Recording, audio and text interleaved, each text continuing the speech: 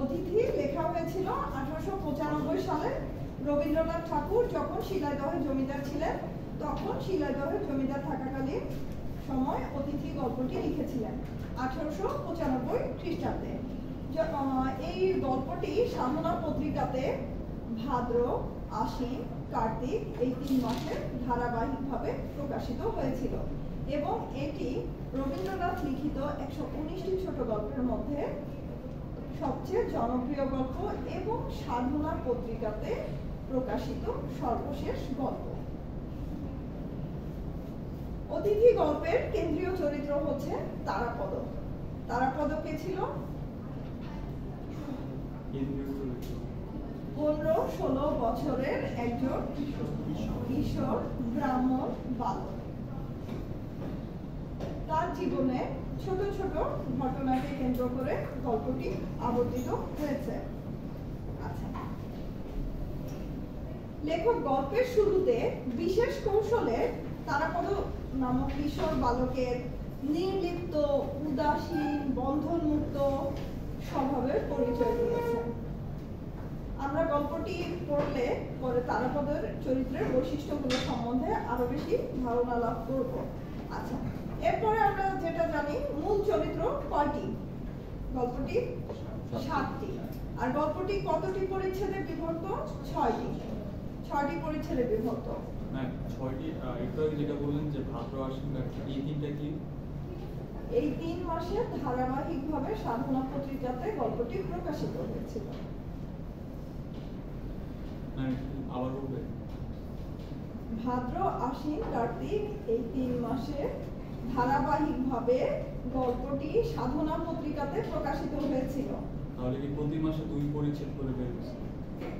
হতে পারে।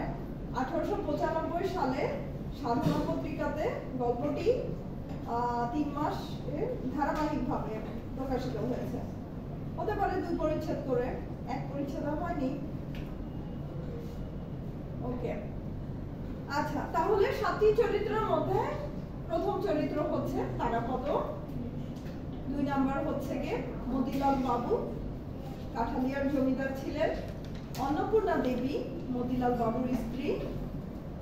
আর অন্নপূর্ণা দেবী এবং মতিলাল বাবুর স্ত্রী মানে একমাত্র কন্যা সন্তান চারু শশী, যার বয়স ছিল 9 বছর, এবং চারু শশীর সখী বা বান্ধবী সোনামণি, যার বয়স ছিল 5 বছর, এবং সোনামণির মা বামুন ঠাকুরন মানে ব্রাহ্মণের স্ত্রী। হিন্দু ধর্মে ব্রাহ্মণদেরকে বামুন বলা হয়। আচ্ছা, 7 নম্বর ক্যারেক্টার হচ্ছে এন্ট্রান্স স্কুলের হেডমাস্টার। একটি স্কুল ছিল, এন্ট্রান্স স্কুলের হেডমাস্টার রামরতন বাবু, যিনি কিনা পরবর্তীতে ইংরেজি শিক্ষা দানের জন্য তাকে নিযুক্ত করা হয়। ঠিক আছে, তারাপদকে ইংরেজি শিক্ষা দেওয়ার জন্য তাকে নিযুক্ত করা হয়। এই 7টি ক্যারেক্টার। আচ্ছা, গল্পের শুরুতে আমরা দেখতে পাচ্ছি প্রথম পরিচ্ছেদ আমরা দেখতে পাই কাঠালিয়ার জমিদার মতিলাল বাবু তার পরিবার নিয়ে যখন ভ্রমণ শেষে গ্রামে ফিরছিলেন, ঠিক সেই সময় রান্নার কাজের জন্য নৌকাটিকে একটি ঘাটের, গঞ্জের পাশে একটি ঘাটের কাছে বেঁধে রাখা হয়। ঠিক সেই মুহূর্তে তারাপদ নামে একজন কিশোর বালক এসে, সরি এখানে কিন্তু প্রথমে বলা হয়নি যে তারাপদ, না, বলা হয়েছে কি 15-16 বছরের একজন, প্রশ্নকর্তার বয়স 15-16 অধিক হইবে না, তার মানে যে প্রশ্ন করতে এসেছিল সে বালকটির বয়স ছিল 15-16। সে কি প্রশ্ন করেছিল? বাবু কোথায় যাচ্ছ? তোমরা যাচ্ছ কোথায়? মতিলাল বাবু উত্তর করিলেন কাঠালে, মানে কাঠালিয়াতে। ব্রাহ্মণ বালক কহিল, আমাকে পথের মধ্যে নন্দী গায়ে নামিয়ে দিতে পারো? নামিয়ে মানে নামিয়ে দিতে, কলকাতার ভাষায়, কলকাতার আঞ্চলিক ভাষায়। এখানে কিন্তু কলকাতার কিছু আঞ্চলিক ভাষা ব্যবহৃত হয়েছে সাধু ভাষার সাথে। আচ্ছা, নন্দীগ্রামে নামিয়ে দিতে পারো, এই কথা বলার কারণ হচ্ছে নন্দীগ্রামকে ক্রস করে কিন্তু কাঠালিয়াতে যেতে হয়, যার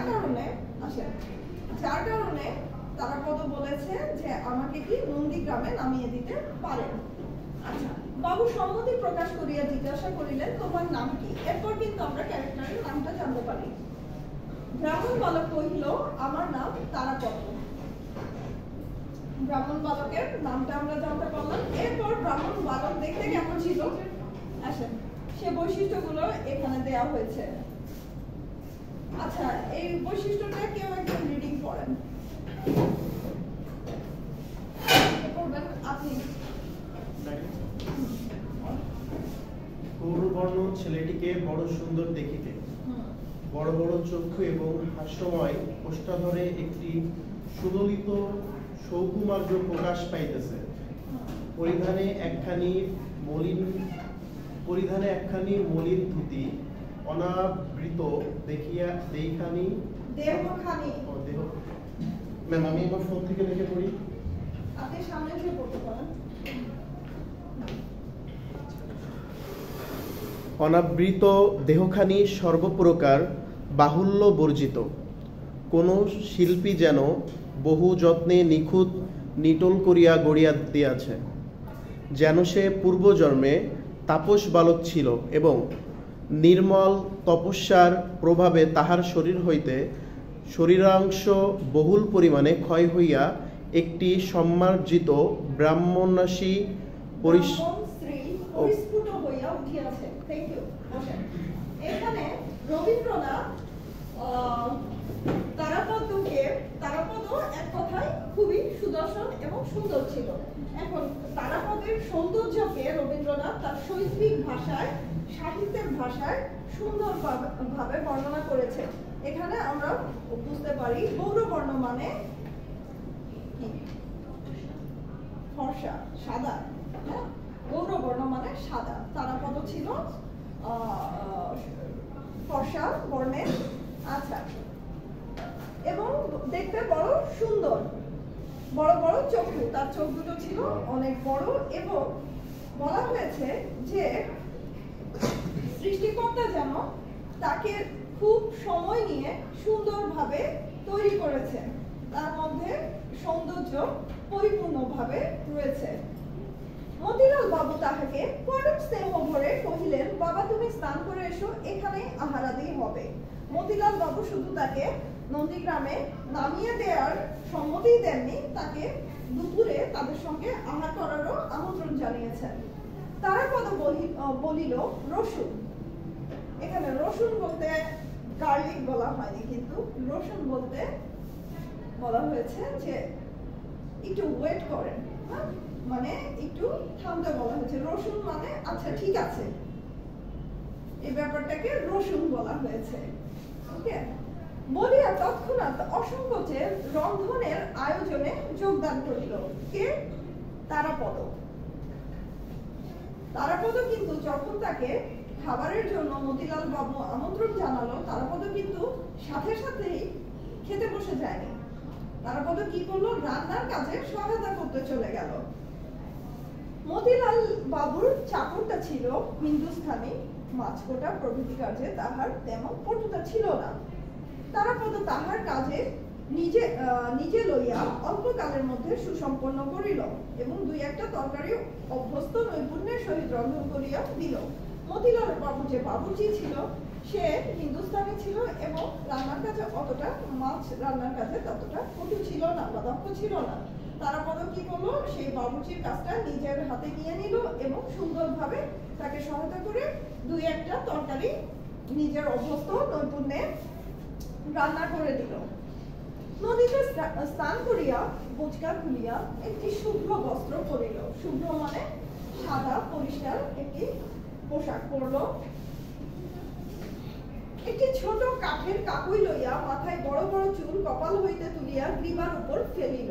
গ্রীবা মানে কাঁধের উপর বা ঘাড়ের উপর। কাঠের কাকুই বলতে কাঠের চিরুনি।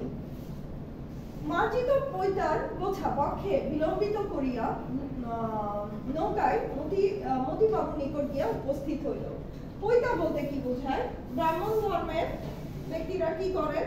একটা সুতা দেখবেন তারা পরিধান করে, সেটাকে বলা হয় পৈতা। সে যে ব্রাহ্মণ, হিন্দু ধর্মে আবার জাতিদেরকে মানে জাতিদের বৈষম্যটা একটু বেশি। ব্রাহ্মণ হচ্ছে তাদের যে চারটা জাত আছে, কি কি? ব্রাহ্মণ, বৈশ্য, শূদ্র, ক্ষত্রিয়, শূদ্র। ব্রাহ্মণ, বৈশ্য, ক্ষত্রিয়, শূদ্র, এই চারটা ধর্মের মধ্যে ব্রাহ্মণ হচ্ছে সবচেয়ে উচ্চ পর্যায়ে। এবং তাদেরকে আমরা আইডেন্টিফাই কিভাবে করতে পারি? একটা, তারা সুতা পরে, যেটাকে বলা হয় পৈতা। ওকে, মতিবাবু তাহাকে নৌকার ভিতরে লইয়া গেলেন। মতিবাবু কিন্তু তাকে তারাপদ মতিলাল বাবুর কাছে কি একটা আননোন পারসন, কিন্তু মতিলাল বাবু তারাপদকে ভালো লেগেছে বিধায় তাকে কি করলো? নৌকার ভিতরে নিয়ে গেল। সেখানে মতিবাবুর স্ত্রী এবং তাহার নববর্ষীয়া এক কন্যা বসিয়াছিলেন। মতিবাবুর স্ত্রী অন্নপূর্ণা এই সুন্দর বালকটিকে দেখিয়া স্নেহে উচ্ছ্বসিত হইয়া উঠিলেন। মনে মনে কহিলেন, আহা কাহার বাছা, কোথা হইতে আসিয়াছে? ইহার মা ইহাকে ছাড়িয়া কেমন করিয়া প্রাণ ধরিয়া আছে। আচ্ছা, মতিলাল বাবুর স্ত্রী ছিলেন খুবই স্নেহশীল মমতাময়ী একজন নারী। তারাপদকে প্রথম দর্শনে তার এতটাই ভালো লাগলো এবং এতটাই মায়া লাগলো, তার মনে হলো যে এত সুন্দর বাচ্চাটাকে রেখে তার মা কিভাবে আছে, এত সুন্দর বাচ্চা কোথা থেকে যে এসেছে। আচ্ছা, যথাসময়ে মতিবাবু এবং এই ছেলেটির জন্য পাশাপাশি দুইখানি আসন পড়িল, মানে মতিবাবু এবং তারাপদকে পাশাপাশি বসতে দেয়া হলো। ছেলেটি তেমন ভোজন পটু নহে। অন্নপূর্ণা তাহার স্বল্প আহার দেখিয়া মনে করিলেন সে লজ্জা করিতেছে, তাকে এটা ওটা খাইতে বিস্তর অনুরোধ করিলেন। কিন্তু যখন সে আহার হইতে নিরস্ত হইল, তখন সে কোনো অনুরোধ মানিল না। দেখা গেল ছেলেটি সম্পূর্ণ নিজের ইচ্ছা অনুসারে কাজ করে, অথচ এমন কাজ করে যে তাহাতে কোনো প্রকার জেদ বা ক্ষোভ প্রকাশ পায় না। তাহার ব্যবহারের লজ্জার লক্ষণও লেশ মাত্র দেখা গেল না। এই ব্যাপারটা দিয়ে, এই এতটুকু ব্যাপার দিয়ে কিন্তু এখানে আমরা কি দেখতে পাচ্ছি? তারাপদ চারিত্রিক বৈশিষ্ট্যের প্রকাশ করছে, মানে তারাপদর পার্সোনালিটিটা আসলে কি রকম সেই ব্যাপারটা বুঝাচ্ছে। প্রথমত আমরা যেটা পেয়েছি, তারাপদর বাহ্যিক বৈশিষ্ট্য, এক্সটার্নাল অ্যাপিয়ারেন্স কি? সে ছিল অত্যন্ত সুন্দর, সুদর্শন। পরে আমরা দেখতে পাই তার চারিত্রিক বৈশিষ্ট্যটা কি রকম। চারিত্রিক বৈশিষ্ট্য, সে হচ্ছে খুবই সহযোগিতা সম্পন্ন বা মানুষকে হেল্প করতে সে চায় বা হেল্প করার মানসিকতা তার মধ্যে আছে, মানুষকে সহযোগিতা করার মানসিকতা তার মধ্যে রয়েছে, সেটা আমরা প্রথমে দেখতে পেলাম। এখন যেটা অন্নপূর্ণা দেবী লক্ষ্য করেছে, যখন তারাপদকে খেতে দেওয়া হলো, তারাপদ কিন্তু যতটুকু দরকার শুধু ততটুকুই নিচ্ছিল। আমরা কি করি বাসায় যখন কোনো গেস্ট আসে বা অতিথি আসে, আমরা কি করি? অতিরিক্ত আপ্যায়ন করি না, যতটুকু খেতে চাই তার থেকে একটু বেশি দেওয়ার চেষ্টা করি, তাই না? ঠিক অন্নপূর্ণা দেবী এখানে তারাপদকে সেভাবেই একটু বেশি বেশি দেওয়ার মানে অনুরোধ করছিল বা বেশি বেশি আপ্যায়ন যখন করছিল, ঠিক সে সময় তারাপদ কি করলো? তারাপদ তার যতটুকু দরকার সে ততটুকুই নিল এবং খুব পোলাইটলি ডিনাই করলো। এতে কিন্তু তার জেদ বা ক্ষোভ বা সে যে কি বলবো ম্যানারলেস, এটাও কিন্তু প্রকাশ করে নাই। সে প্রকাশ করেছে যে আমি আমার ইচ্ছার বিরুদ্ধে আমি চাই না, আমি যেটা করি আমার ইচ্ছা অনুযায়ী করি, আমি যতটুকু খাবো অতটুকু, এর থেকে বেশি আমার দরকার নেই, আমি সেটুকু নিব না। কিন্তু সেটা আমি জেদ বা ক্ষোভ প্রকাশ করে বা মানে এখানে যেটা বলেছে যে সে তার অ্যাক্টিভিটিজের মধ্যে তাহার ব্যবহারের লজ্জার লক্ষণও লেশমাত্র দেখা গেল না, মানে সে শুধু জেদ বা ক্ষোভ প্রকাশ করাটাও দেখানি বা তার চরিত্রের মধ্যে যে সে লজ্জা পাচ্ছে, লজ্জা পেয়ে যে আমি খাচ্ছি না বা নিচ্ছি না, সেটাও প্রকাশ করেনি। ঠিক আছে, তাহলে আমরা বুঝতে পারছি যে তারাপদ হচ্ছে কি, যে তার ইচ্ছার বিরুদ্ধে সে যায় না, সে তার নিজের ইচ্ছাতে চলে। সে হচ্ছে কিছুটা তার এই চারিত্রিক বৈশিষ্ট্যের মধ্যে দিয়ে একটা জিনিস প্রকাশ পেয়েছে, সে হচ্ছে বন্ধন মুক্ত স্বভাবের। ঠিক আছে, সে স্নেহ, আমরা গল্পের শেষে যেটা দেখতে পাবো, তারাপদ চরিত্রটি কখনো স্নেহ, মায়া, ভালোবাসার বন্ধনে নিজেকে আবদ্ধ করতে পারে না বা আবদ্ধ করে নাই। ঠিক আছে, আমি পরের ব্যাপারটাতে চলে যাই। সকলের আহারাদির পরে অন্নপূর্ণা তাহাকে কাছে বসাইয়া প্রশ্ন করিয়া তাহার ইতিহাস জানিতে প্রবৃত্ত হইলেন। বিস্তারিত বিবরণ কিছু সংগ্রহ হইল না, মোট কথায় এইটুকু জানা গেল, ছেলেটি 7-8 বছর বয়সে স্বেচ্ছাক্রমে ঘর ছাড়িয়া পলাইয়া আসিয়াছে। অন্নপূর্ণা খাবার শেষে কি করলো, তারাপদকে রিপিটেডলি কোয়েশ্চেন করা শুরু করলো যে তার কয় ভাই বোন, কোথা থেকে এসেছে, কে কে আছে, এরকম যখন তার ইতিহাস জানার চেষ্টা করলো, তখন বেশি কিছু জানতে পারলো না। যেটুকু জানলো সেটা হলো ছেলেটি মাত্র 7-8 বছর বয়সে প্রথম বাড়ি থেকে পালিয়েছে। অন্নপূর্ণা তখন প্রশ্ন করিল, তোমার মা নাই? তারাপদ কহিল, আছেন। অন্নপূর্ণা জিজ্ঞাসা করিলেন, তিনি তোমাকে ভালোবাসেন না? তারাপদ এই প্রশ্নে অত্যন্ত অদ্ভুত জ্ঞান করিয়া হাসিয়া উঠিল, কহিল, কেন ভালোবাসবেন না? কারণ 7-8 বছরের একটি বাচ্চা বাড়ি থেকে যখন পালায়, এমনি এমনি তো পালাতে পারে না। অন্নপূর্ণার ধারণা, যখন কোনো শিশু, এতটুকু শিশু যে বাড়ি থেকে পালিয়ে যায়, এটা কি খুবই অস্বাভাবিক না? হতে পারে ছোট শিশুকে যখন অতিরিক্ত শাসন করা হয় বা বাবা মা যখন শাসন করে, কখনো কখনো হয় ছোট মানুষ মন খারাপ করে বাড়ি থেকে পালিয়ে যেতে পারে। অন্নপূর্ণা সেটাই মিন করেছিল, তাই বলেছিল যে তোমার মা তোমাকে ভালোবাসেন না। আচ্ছা, প্রশ্নে কি বলেছে, কেন ভালোবাসবেন না? অন্নপূর্ণা প্রশ্ন করিলেন, তবে তুমি তাকে ছেড়ে এলে যে? তারাপদ কহিল, তার আরো 4টি ছেলে এবং 3টি মেয়ে আছে। তার মানে এখন আমরা বুঝতে পারছি তারাপদ কয় ভাই বোন? 8 ভাই বোন। অন্নপূর্ণা বালকের এই অদ্ভুত উত্তরে ব্যথিত হইয়া কহিলেন, ও মা, সে কি কথা? 5টি আঙ্গুল আছে বলে কি একটি আঙ্গুল ত্যাগ করা যায়? মানে হাতের 5টা আঙ্গুল থাকলে কি একটা আঙ্গুল আমরা কেটে ফেলতে পারি না? তারাপদর বয়স অল্প, তাহার ইতিহাসও সেই পরিমাণে সংক্ষিপ্ত, কিন্তু ছেলেটি সম্পূর্ণ নতুনতর।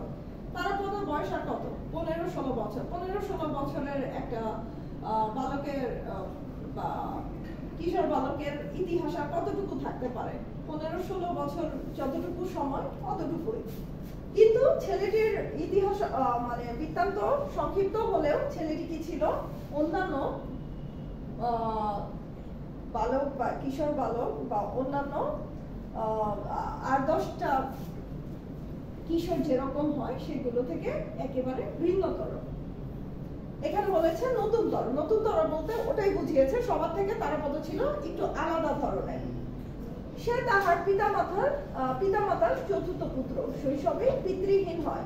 এখন কিন্তু আমরা তারাপদর ইতিহাসটা জানতে পারছি। ঠিক আছে, তার বয়স ছিল ক্লাসটা 11:30 শেষ না? তারপর সে কততম ছিল? পিতামাতা 4র্থ। কয় ভাই বোন ছিল? 8 ভাই বোন ছিল, তার মধ্যে তারাপদ ছিল 4র্থ। এবং ছোটবেলাতে তারাপদ কি হয়? বাবা মারা যায়, তার মানে তারাপদ পিতৃহীন। তারাপদ শুধুমাত্র মা বেঁচে আছে। আচ্ছা, বহু সন্তানের ঘরেও তারাপদ সকলের অত্যন্ত আদরের ছিল। মা, ভাই বোন এবং পাড়ার সকলেরই নিকট হইতে সে অজস্র স্নেহ লাভ করিত। এমনকি গুরু মশাইও তাহাকে মারিত না। তারাপদকে সবাই ভালোবাসতো, আদর করত। গুরু মশাই মানে কি? মানে শিক্ষক। স্কুলের শিক্ষককে গুরু মশাই বলা হতো। এত বেশি সবাই আদর করত, ভালোবাসতো যে এখানে গুরু মশাইও তাহাকে মারিত না। মারিলেও বালকের আত্মীয় পর সকলেই তাহাতে বেদনা বোধ করিত। মানে আগে একটা সিস্টেম ছিল কি, স্কুলে বা পাঠশালাতে পড়ালেখা না পারলে টিচাররা কি করতো? মারতো। এখানে বলেছে যে গুরু মশাই যদি কখনো ভুলক্রমে মেরেছেও, তাতে করে আমার তারাপদর আত্মীয় বা অন্য যারা পরিচিত তারা ব্যথিত হতো। আচ্ছা, এমন অবস্থায় তাহার গৃহ ত্যাগ করিবার কোনোই কারণ ছিল না। যে ছেলেটা এত আদরে, যে ছেলেটাকে এত ভালোবাসা সবাই দেয়, তার কিন্তু গৃহ ত্যাগ করার কোনো যুক্তি লেখক খুঁজে পাচ্ছেন না। আচ্ছা, এমন অবস্থায় তাহার যে উপেক্ষিত রোগা ছেলেটা সর্বদাই চুরি করা গাছের ফল এবং গৃহস্থ লোকদের নিকট তাহার চতুর্গুণ প্রতিফল খাইয়া বেড়ায়, সেও তাহার পরিচিত গ্রাম সীমার মধ্যে তাহার নির্যাতনকারিণী মার নিকট পড়িয়া রহিল। আর সমস্ত গ্রামের এই আদরের ছেলে একটা বিদেশি যাত্রার দলের সহিত মিলিয়া অকাতর চিত্তে গ্রাম ছাড়িয়া পলায়ন করিল। এটা দিয়ে কি বুঝলেন? এটা দিয়ে কি বুঝিয়েছে এই কথাটা দিয়ে? বোঝা যায়নি?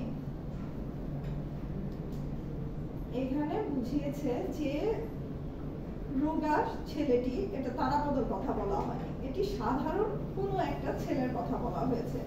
যে রোগা ছেলেটি, কিছু দুষ্টু প্রকৃতির বাচ্চা থাকে না, যারা বাইরে বাইরে ঘুরে মানুষের বাড়ির গাছের ফল চুরি করে খায়, তারপরে দিন শেষে যখন বাড়ি ফিরে আসে ওই প্রতিবেশীর ফল চুরি করে খাওয়াতে, বাগানের ফল চুরি করে খাওয়াতে প্রতিবেশী বাবা মাকে কমপ্লেন করছে, বাবা মা আবার শাসন করছে।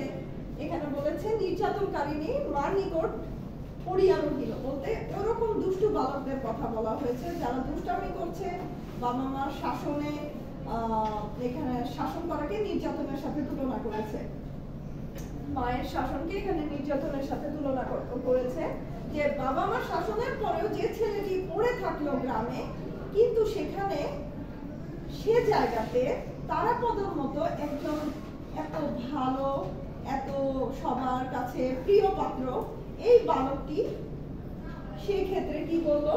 অকাতর চিত্তে গ্রাম ছাড়িয়া পলায়ন করিল। কিসের সাথে? যাত্রার দলের সাথে। প্রথম যখন তার বয়স ছিল 7-8 বছর।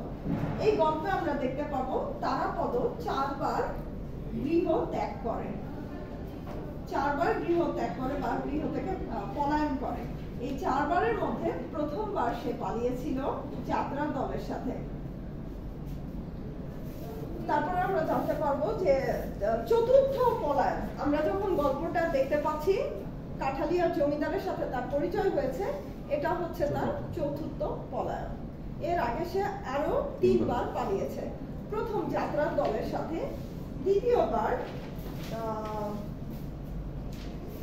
পাঁচালীর দলের সাথে, তৃতীয়বার জিমন্যাস্টিকের দলের সাথে, আর চতুর্থবারও সে পালিয়েছে।